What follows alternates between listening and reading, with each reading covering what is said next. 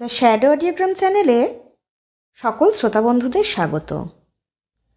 আজকে আমি সমরেশ মজুমদারের লেখা একটি গল্প সাংসারিক এটি পাঠ করব। গল্পটি সম্পূর্ণরূপে প্রাপ্তবয়স্কদের জন্য। গল্পটি ভালো না লাগলে দয়া করে এড়িয়ে যাবেন। আর গল্পটি ভালো লাগলে অতি অবশ্যই আমাদের চ্যানেল দ্য শ্যাডো অডিওগ্রামকে সাবস্ক্রাইব করে আমাদের পাশে থাকবেন। তাহলে শুরু হচ্ছে আজকে আমাদের গল্প সাংসারিক। 15 দিন বাড়িটা মিস্ত্রিদের হাতে ছেড়ে দিয়ে গেস্ট হাউসে থাকতে হয়েছিল কমলেন্দুকে, সস্ত্রীক। স্ত্রীর ইচ্ছা ছিল তার বোনের বাড়িতে গিয়ে থাকার। অনেক জায়গা ওরাও চেয়েছিল, কিন্তু কমলেন্দু রাজি হননি। স্ত্রীর বাপের বাড়ি বলে নয়, আত্মীয় স্বজনের বাড়িতে গিয়ে থাকাটা তার পছন্দ নয়। 15 দিন পরে একতলা বাড়িটার সবকটা ঘরের চেহারা পাল্টে নতুন করে মিস্ত্রিরা যখন বিদায় হলো, তখন ফিরে এলেন ওরা। বাড়ির যাবতীয় জিনিসপত্র ছাদের বিশাল ঘরে তুলে রাখা হয়েছিল। মিস্ত্রিরাই সেইগুলো নামিয়ে দিয়ে গেছে। সেইগুলো যথাস্থানে সাজাতে হিমশিম খেয়ে যাচ্ছিলেন বনানী। কমলেন্দু যখন বাঁধানো ছবির প্যাকেট খুলছেন, তখন বনানী বললেন, না না, ওগুলো নিচে নামাবে না। মানে? এখন নিচের দেওয়ালগুলো কি দারুণ দেখতে লাগছে। সেখানে পেরেক পুঁতে ওই বিবর্ণ ছবিগুলোকে আর টাঙাতে হবে না, ওগুলো এখানেই থাক। কি বলছো তুমি?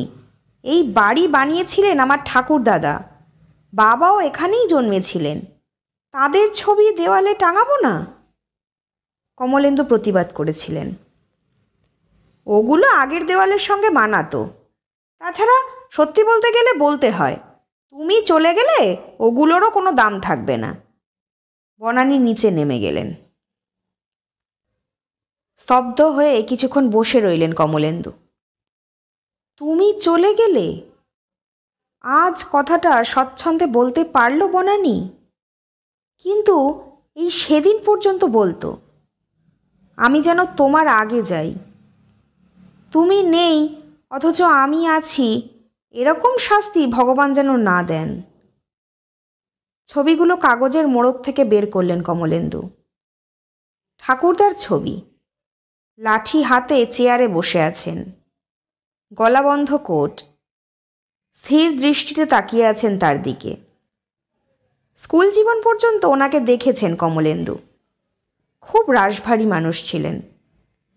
পরের ছবিটা বাবার, কোট পরা, ভালো মানুষ চেহারা। ঠাকুরদা যতদিন ছিলেন ততদিন বাবা তার ব্যক্তিত্বের আড়ালে চাপা পড়েছিলেন।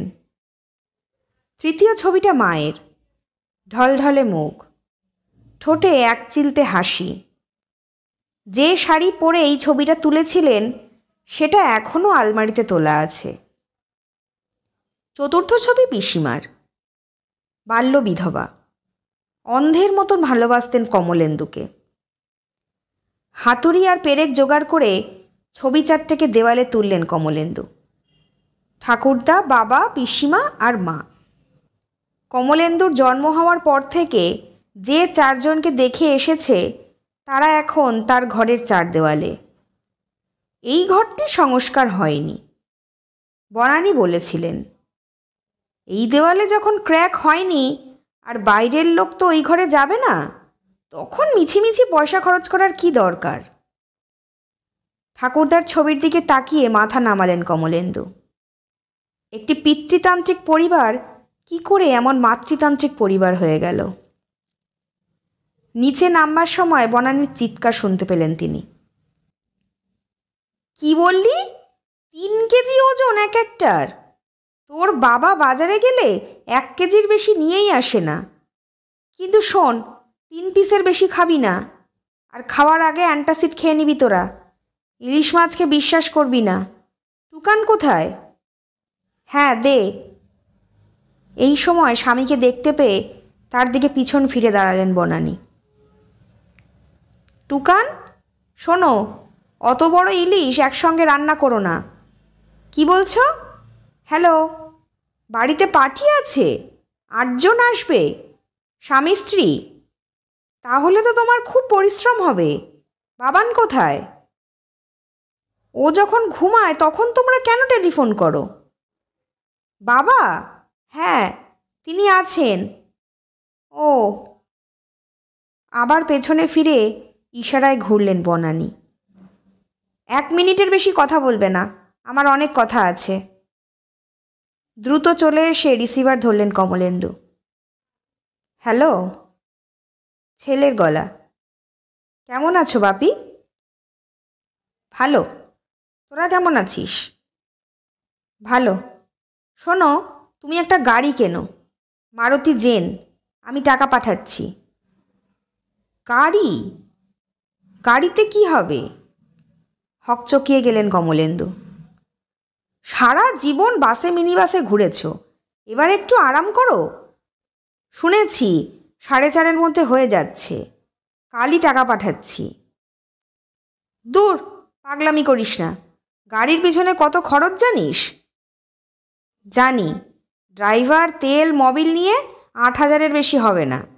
প্রত্যেক মাসে মায়ের টাকার সঙ্গে ওটা যোগ করে দেবে। বাবা, প্লিজ না বলো না।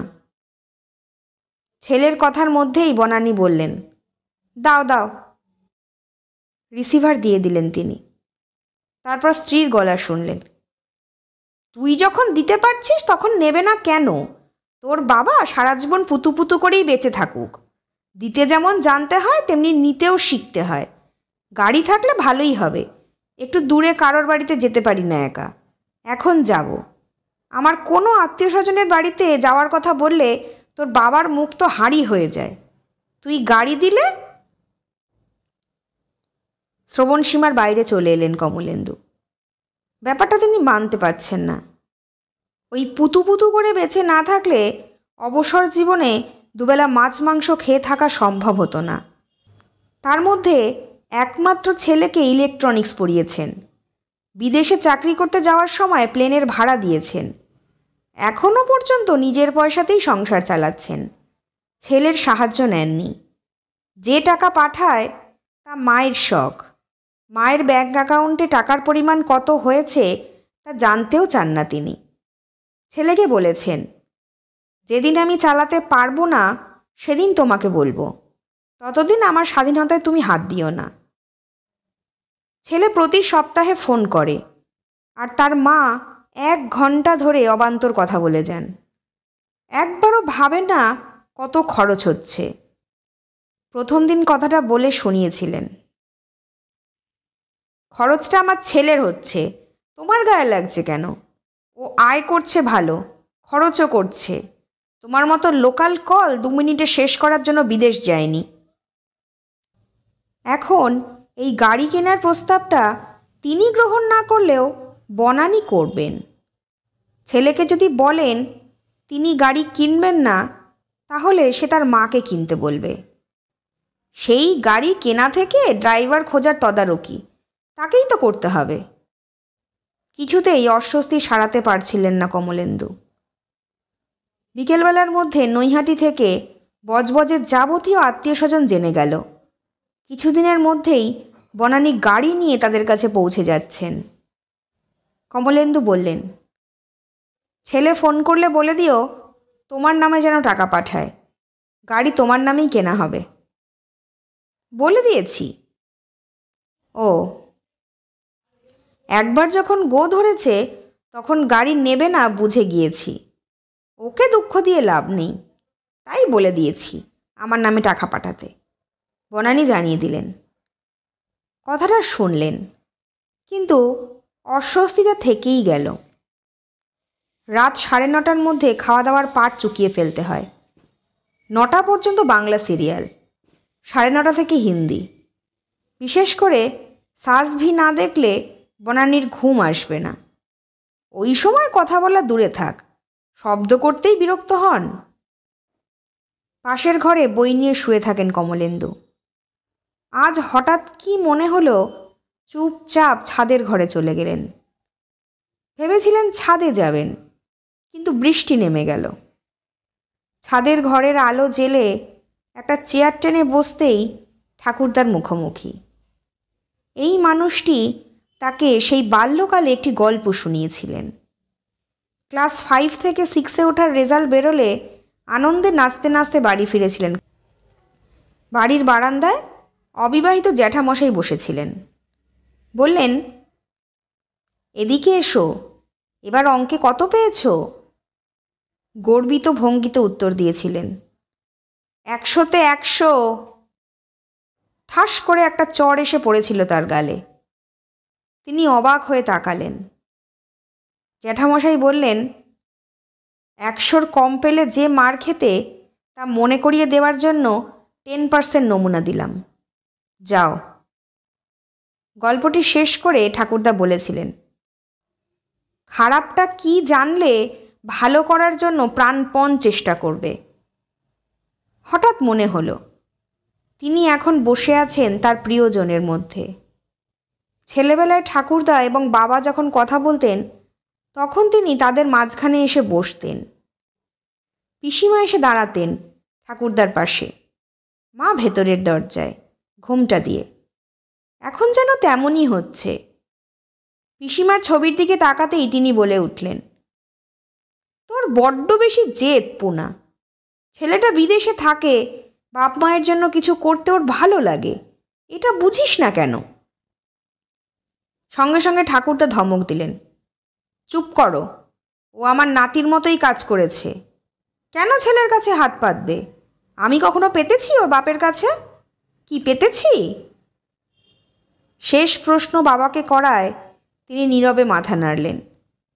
মা বললেন, তবে বৌমাকে বাধা দেওয়া উচিত নয়।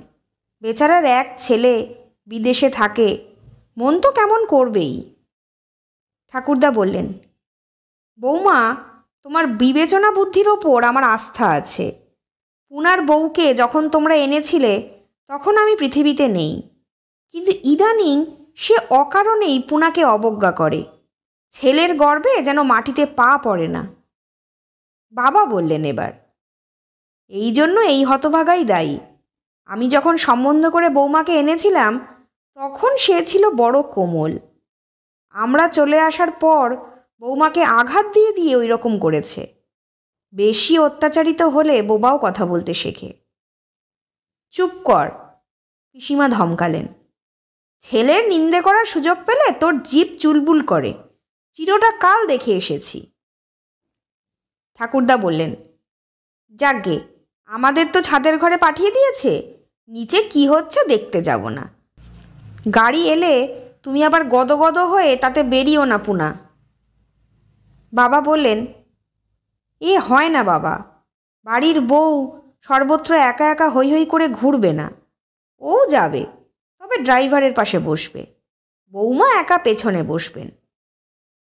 কেন, তোর ছেলে কি বাড়ির কাজের লোক যে সামনে বসবে? পিসিমার কথা শেষ হওয়া মাত্র নিচ থেকে গলা ভেসে এলো, তুমি ওপরে একা একা কি করছো? নিচে এসো। মা বললেন, যা পুনা, তাড়াতাড়ি যা, নইলে বৌমা আবার বিরক্ত হবে। ঠাকুরদা বললেন, তুমি স্ত্রৈণ হয়ে গেলে পুনা। কমলেন্দু সিঁড়িতে পায়ের শব্দ পাওয়া মাত্র উঠে পড়ল। দরজা খুলে নামতে লাগল। বনানী অনেকটা উঠে এসেছিলেন। বলল, কি করছিলে ওপরে? সতুদা এসে বসে আছে। কে সতুদা? গম্ভীর হয়ে জিজ্ঞাসা করল কমলেন্দু। ও মা, তুমি কি গো, বিনতার ভাসুরের পো, ভুলে গেলে কি করে? মনে পড়ল, বিনতা বনানীর মাস্তুতো বোন, থাকে চেতলায়। তার ভাসুরকে কয়েকবার দেখেছেন বটে, কিন্তু মনে রাখার মতন মানুষ বলে মনে হয়নি। তিনি হঠাৎ এই বাড়িতে? আমি আসতে বলেছিলাম, তোমার দ্বারা কতদূর কি হবে তাতে যথেষ্ট সন্দেহ আছে। বাইরের ঘরে বসেছিলেন সতুদা। কোনো কোনো মানুষকে বৃদ্ধ হলেও ঠিক বোঝা যায় না আজকাল। চুলে কলপ এবং দাঁত বাঁধানো বলেই মনে হলো। কমলেন্দু নমস্কার করলেন। বনানী বললেন, সতুদা গাড়ির সব খবর রাখেন। খুব রোগা, পরনে পাজামা পাঞ্জাবি। সতুদা বললেন, বাড়িটা বেশ সুন্দর হয়েছে এখন। বনানী বললেন, নিজে দাঁড়িয়ে থেকে করালাম। এখন এই বাড়ির সঙ্গে মানানসই গাড়ি চাই, তাই তো? সতুদা বললেন, হ্যাঁ, ওর নামে। কমলেন্দু না বলে পারল না। আরে ভাই, যে কোনো বুদ্ধিমান পুরুষ নিজের নামে কিছু জমায় না, সব স্ত্রীর নামে। হ্যাঁ, গাড়ি তো এখন অনেক, বাজেট কত? সতুদা জিজ্ঞাসা করলেন। কমলেন্দু স্ত্রীর দিকে তাকালেন। বনানী বললেন, বেশি দামি নয়, মাঝামাঝি। তাহলে স্যান্টোস, ওয়াগনার বা জেন। সতুদা মনে করার চেষ্টা করলেন। জেন। বনানীর মনে পড়ল। হয়ে যাবে, তবে দিন 20 অপেক্ষা করতে হবে, লাইন আছে। সতুদা বললেন, কিসের লাইন? বনানী বুঝতে পারলেন না। গাড়ি যা আসছে তার থেকে চাহিদা অনেক বেশি, তোমাদের টাকা জমা দিয়ে অপেক্ষা করতে হবে। আমার যা সোর্স আছে তাতে 20-র বদলে 10 দিনে করতে পারবো। তাহলে কালই চলে এসো। হ্যাঁ, ইনস্টলমেন্টে না ক্যাশ ডাউনে নেবে? সতুদা হাই তুললেন। না, একসঙ্গেই টাকা দেব। চেক দিলে হবে না? বনানী জিজ্ঞাসা করল। নিশ্চয়ই হবে। এবার কফি খাওয়াও। এক্ষুনি খাওয়াচ্ছি, কিন্তু দাদা, আপনাকে আর একটা উপকার করতে হবে। শোনা যাক। একজন ড্রাইভার দিতে হবে। বনানী বললেন, কীরকম ড্রাইভার চাই? বেশ স্মার্ট, ভালো চালায়, গাড়ির ছোটোখাটো সমস্যার সমাধান নিজেই করে, 3000 টাকা মাইনে, 8 ঘন্টা হয়ে গেলে ওভারটাইম। অথবা খুব অলস, গাড়ির কোনো কাজ জানে না, কিন্তু গাড়িটা ভালো চালায়, 2300-তে পেয়ে যাবেন। না, অলস চাই না। আর আমরা তো বেশি গাড়িতে উঠব না যে ওভারটাইম দিতে হবে, স্মার্টই ভালো। বনানী বললেন, একটা কথা বলে রাখি, স্মার্ট যে সে কিন্তু স্মার্টলি চুরি করবে। খালি গাড়ি পেলেই শেয়ারে প্যাসেঞ্জার তুলবে। 10 লিটার তেল কিনতে টাকা নিয়ে 8 লিটার কিনবে, কিন্তু গাড়িটাকে খুব যত্নে রাখবে। আর যে অলস, তার চুরি করারও সাহস নেই। কোনো গাড়ি যদি তার গাড়িতে টোকা মারে তাহলে সিট থেকেও নামবে না, বলবে নেমে কি হবে, শুধু ঝগড়াই হবে। এখন বলো, কীরকম ড্রাইভার চাই তোমার? সতুদা পা দোলালেন। বনানী সিদ্ধান্ত নিতে না পেরে বললেন, তুমি কিছু বলো না, তখন থেকে তো মুখে সেলাই করে বসে আছো। আচ্ছা পুরুষ মানুষ বাবা তুমি। সতুদা ঘড়ি দেখলেন। ওরে বাবা, এত রাত হয়ে গেছে, খেয়ালই করিনি। আমি এখন উঠছি, আর বাস পাবো না মনে হচ্ছে।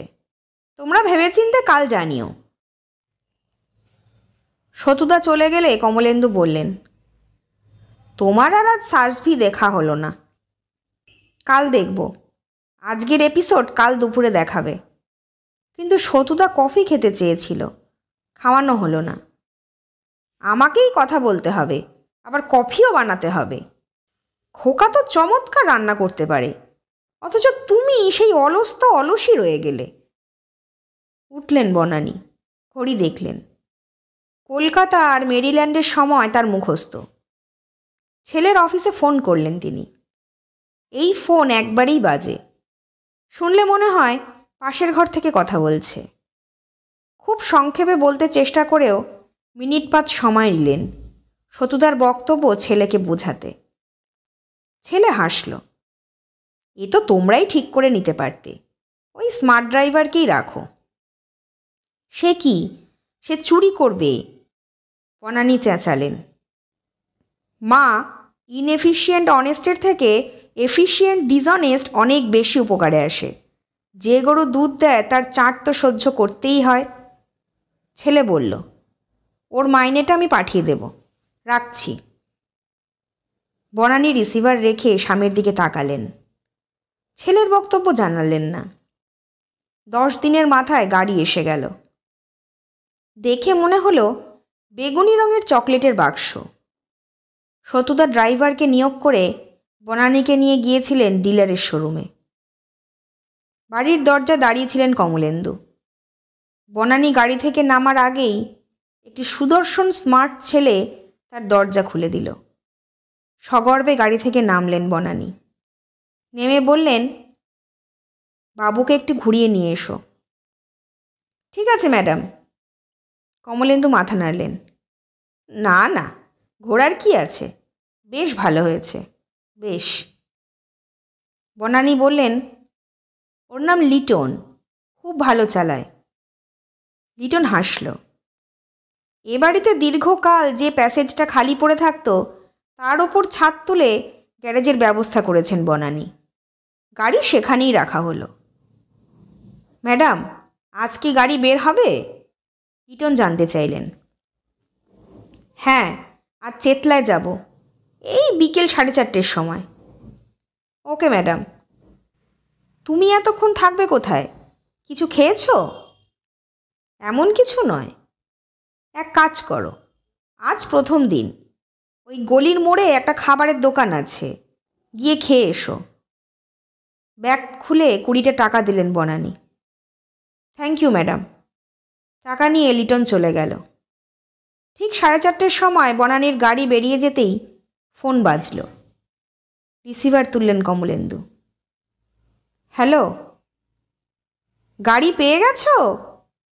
ছেলের গলা।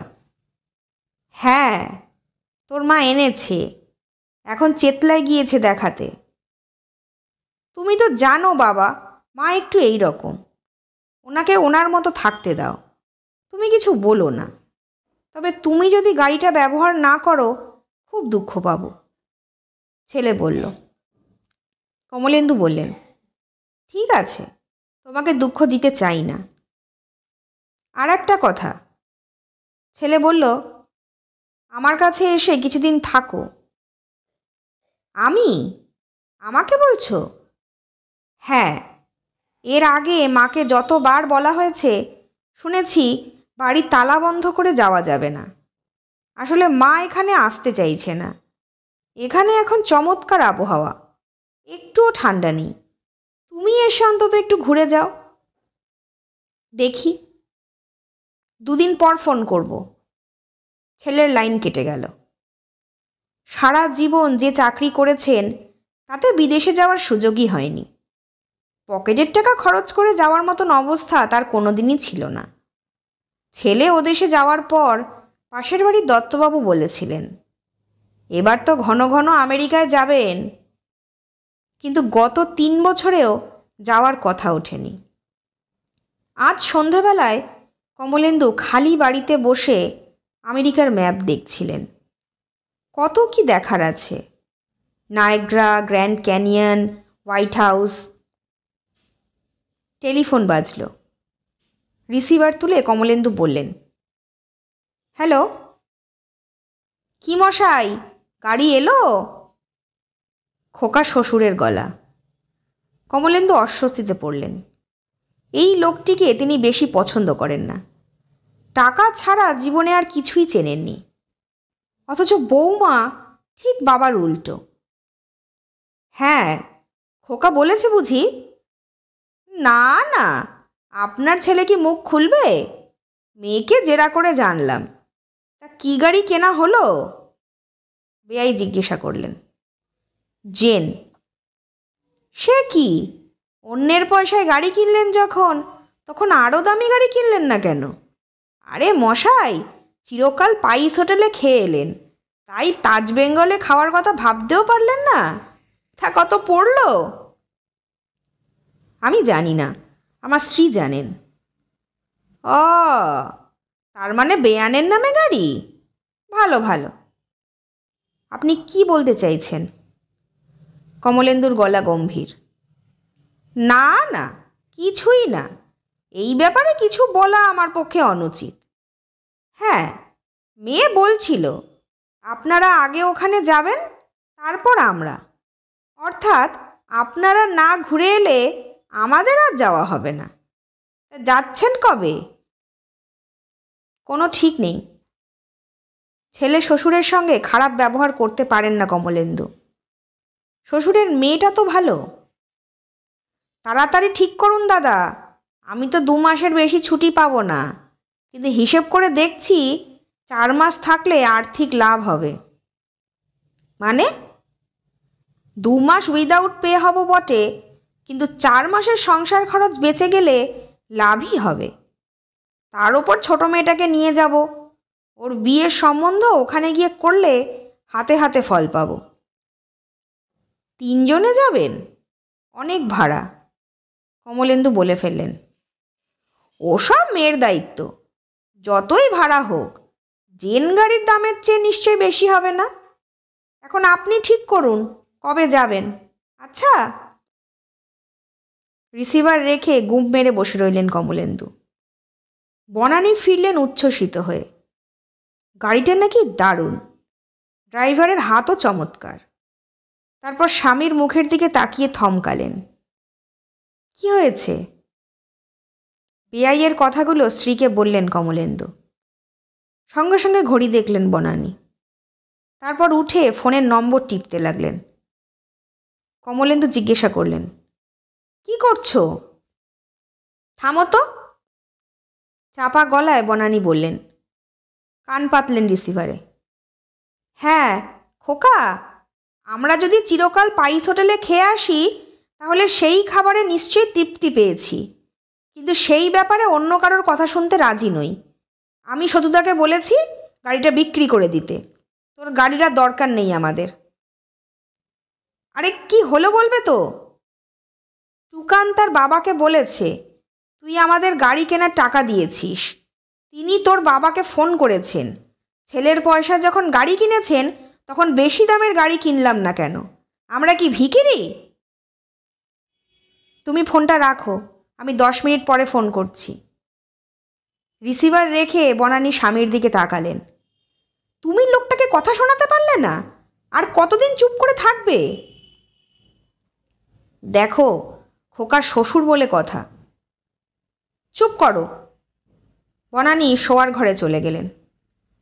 ঠিক 10 মিনিট পরে ফোন এলো খোকার। মা, এই নিয়ে আর চিন্তা করো না, যা বলার আমি বলে দিয়েছি, রাখলাম।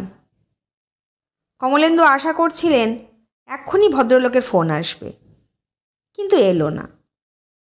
রাতে শোয়ার পরে বনানী বললেন, শোনো না, তুমি খোকার ওখান থেকে ঘুরে এসো, তোমার ভালো লাগবে।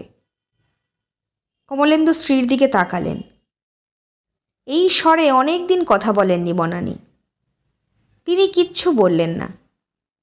বনানী বললেন, টুকান আমাকে যেতে বলেছিল, ওর বাচ্চা হবে, সেই সময় আমাকে থাকতে বলেছিল। সে কি, আমাকে বলনি কেন? কমলেন্দু উঠে বসলেন। তোমাকে এক্ষুনি বলতে নিষেধ করেছিল, সারপ্রাইজ দেবে বলে। তাহলে তো তোমার যাওয়া উচিত। একসঙ্গে দুজন তো যেতে পারবো না, ভেবেছিলাম তুমি ঘুরে এলে ঠিক সময় আমি যাব।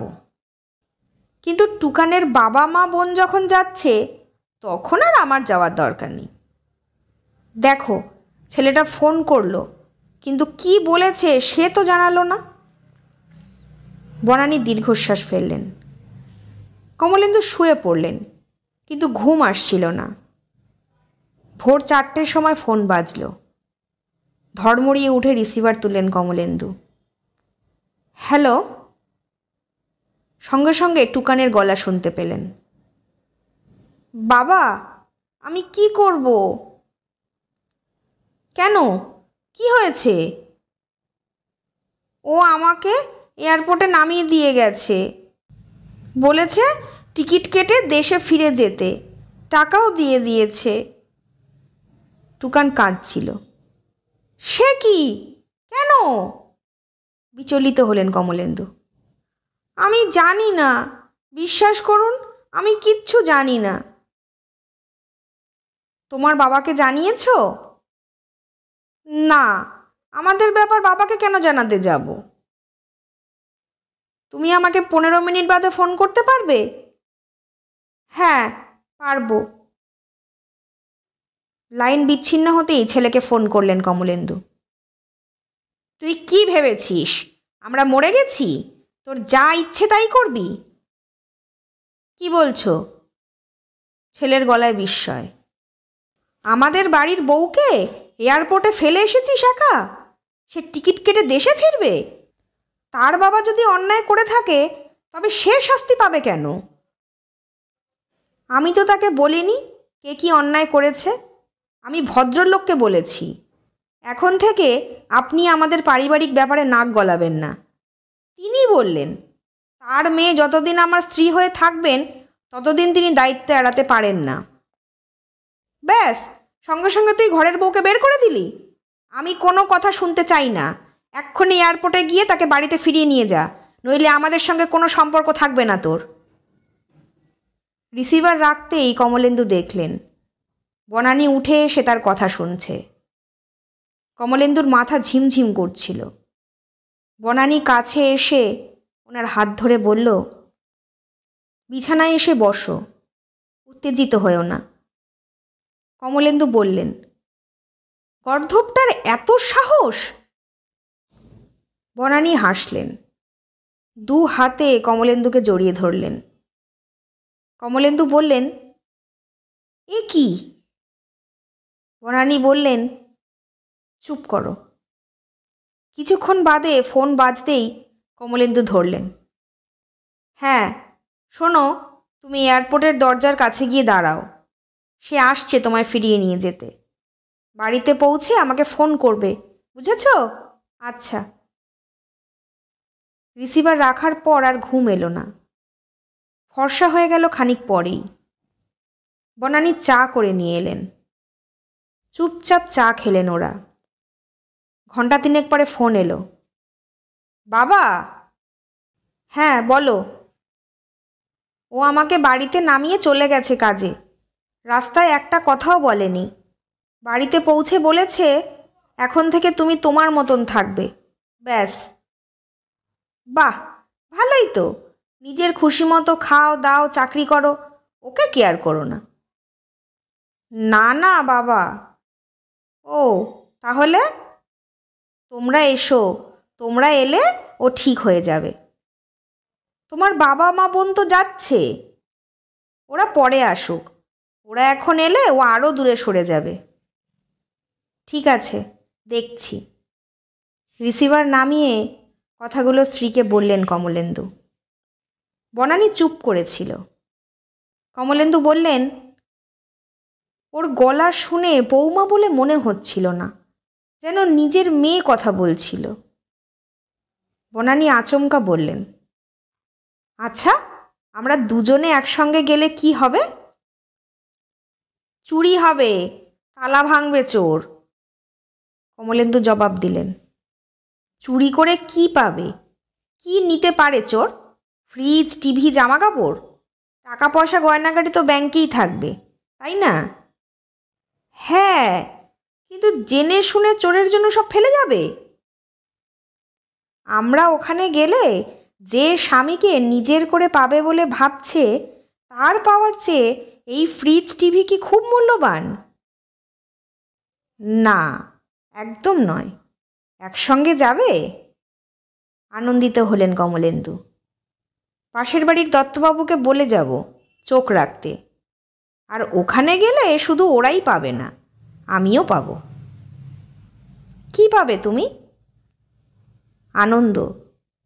এই বয়সে একা একা কিচ্ছু ভালো লাগে না গো। কমলেন্দু বললেন। স্বামীর হাতে হাত রাখলেন বনানী। কীরকম শিরশির করে উঠল তার শরীর।